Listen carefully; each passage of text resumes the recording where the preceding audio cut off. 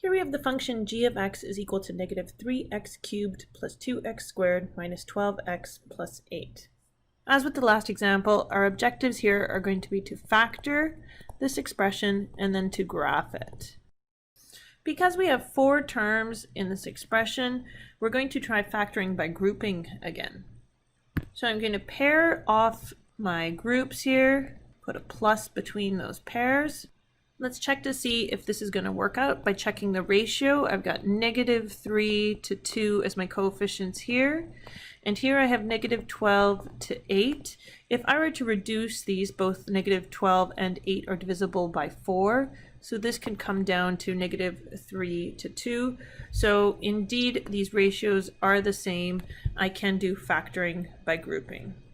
So to do that factoring, I'm going to look for the greatest common factor in my first pair, negative 3x cubed plus 2x squared.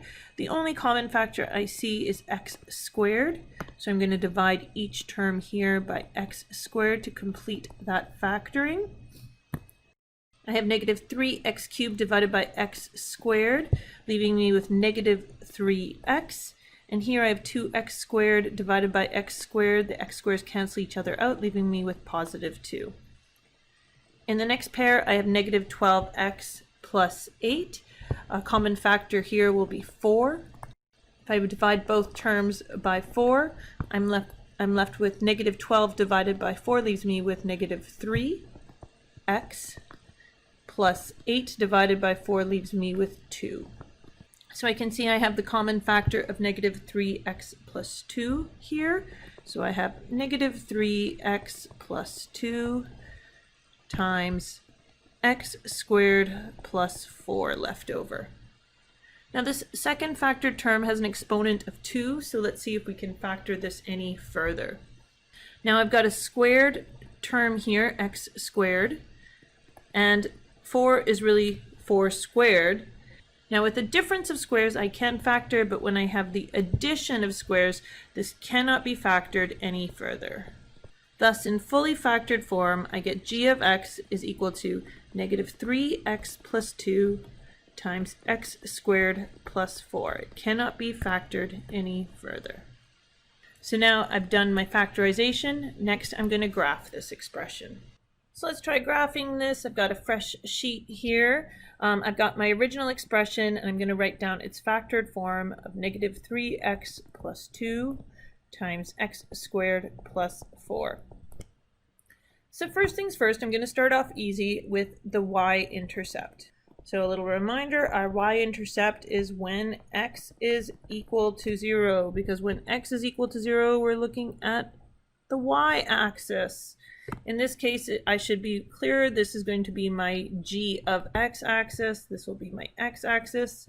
I just use the term y-intercept to generally imply our vertical axis. So to calculate when x is equal to 0, I have g of 0 is going to give me negative 3x times 0, so that's going to leave me with 0, plus 2 times 0 squared will also leave me with 0, minus 12 times 0 will also leave me with 0, and then I get this constant at the end, 8. And that's what makes this so easy to do. We always end up with the constant term when we're calculating for that y-intercept. So now let's plot that y-intercept. It's at when x is equal to 0, and well, 8 is going to be really, really low here as the scale of this graph is very large. Next, I'm going to determine where my x-intercepts are. These occur when my y value, or in this case, my g of x term, is equal to 0. So I'm going to calculate for what x values give me a g of x of 0. I'm going to use the factored expression here to make this a little bit easier, as I know that if I have two expressions being multiplied, if one of them is equal to 0, the term g of x will become 0. So for the first factor, 3x plus 2 to be equal to 0, I'm going to move 3x to the other side by adding 3x to both sides. I end up with 2 is equal to 3x. Now I'm going to divide both sides by 3 to isolate that x, and I end up with x is equal to 2/3. Now for this second term to be equal to 0, I would have to have x squared plus 4 is equal to 0. So let's move the 4 over to the other side of the equation. I have x squared is equal to negative 4. Well, x squared is always going to give me a positive value. That's the nature of squaring. It always gives you a positive value. So in the end, this is not possible, which ultimately means that g of x is 0 only when we have x is equal to 2/3. There's only one x-intercept. So now plotting that x-intercept, I'm going to have x is equal to 2/3 about here. Next step is going to be to determine the shape of our curve. Now in the handout and in the previous video, we talked about how cubic functions can form either of these shapes. Now we're going to have upward slopes at the beginning, at the end, when we have a is greater than 0, meaning the coefficient for x cubed is greater than 0. And we're going to have downward slopes at the beginning and at the end of the curve when the coefficient for x cubed is less than 0.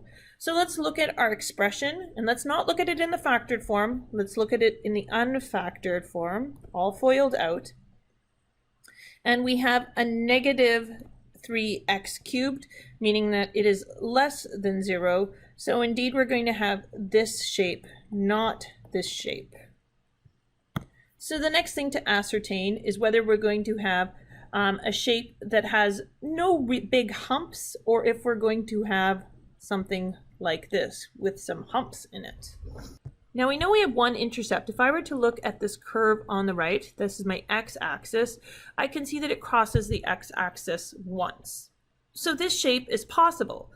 Looking at the curve on the left, if the x-axis were to go through the middle like this, I would have 1, 2, 3 intercepts. We don't have that. So we don't have an x-axis going through the middle like this. But it could still be this curve. What if the x-axis is down here? Let's extend that curve down here. What if that x-axis is going through here? Then indeed we would have one x-intercept. So either one of these shapes is a possibility. How we're going to be able to determine which shape it is by examining the slopes. Now when I look at the curve on the left, I start with a downward slope, I end with a downward slope, and in the middle I have an upward slope. And here at the min and the max, I have slopes equal to 0. There's no way I can switch from a negative slope to a positive slope without the slope being 0 in between. Now compare this to the curve on the right. Here I have a downward slope to begin with, a downward slope at the end, but in the middle I still have a downward slope. We never switch to having an upward slope. The slope is never equal to 0. So if I examine the slopes and I can determine that I have a slope that is 0 somewhere, I know that I have to have this curve on the left with two humps, a min and a max. Alternatively, I could examine the slopes and discover that it is never equal to 0, that 0 is not a possible slope, in which case I would have this curve on the right without any humps, no mins and no maxes. So to fully get the shape, we're going to have to make that examination of vertices, the mins, the max, the slope assessment really, to see what shape we have. For this, I'm going to need the equation for the slope, which is right here. The slope is equal to negative 9x squared plus 4x minus 12. Now we want to examine our vertices, meaning we're looking for where the slope is equal to 0. To do this, I'm going to use the quadratic formula. X is equal to negative b plus or minus b squared minus 4ac all square rooted divided by 2a. Let's give us a little more space. So my a term is going to be negative 9, my b term is going to be positive 4, and my c term is going to be negative 12.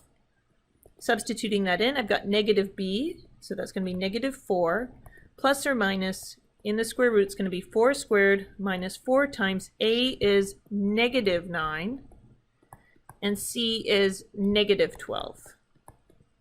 All square rooted, divided by 2 times my a term of negative 9. This gives me negative 4 plus or minus in the square roots. I have 16 minus 432, all square rooted, divided by 2 times negative 9, negative 18. Simplifying this a little further, I've got negative 4 plus or minus the square root of negative 416 divided by negative 18. Now this is where I'm going to stop because I have a square root of a negative value. We cannot do a square root of a negative value, so this is not possible. In other words, there are no x values for which our slope will be equal to 0. That equation can never be equal to 0. Thus, we have this shape here where we don't have any local mins or maxes, none of those little humps.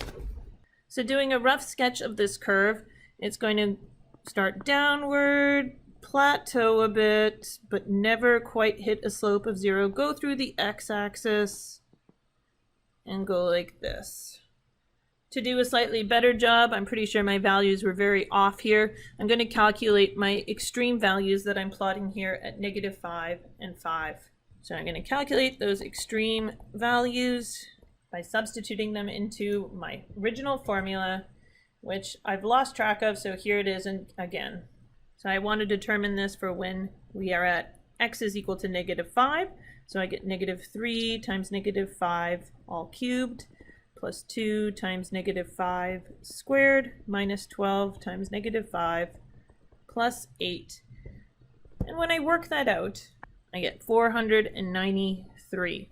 So plotting that value at negative 5, I have 493, so really close to that 500 value. For the other extreme value, at positive 5, I have negative 3 times 5 cubed plus 2 times 5 squared minus 12 times positive 5 plus 8, giving me negative 377. Plotting that out at negative 5 here, I have negative 377 somewhere right around here. Now let's erase this old curve and connect those dots. I should have something like that, though my freehand, like I said before, is pretty bad. Now the last thing I'm going to do is I'm going to draw arrows on each side because this graph continues in both directions. And that's pretty much it. There's another cubic function or third order polynomial that we've factored and graphed.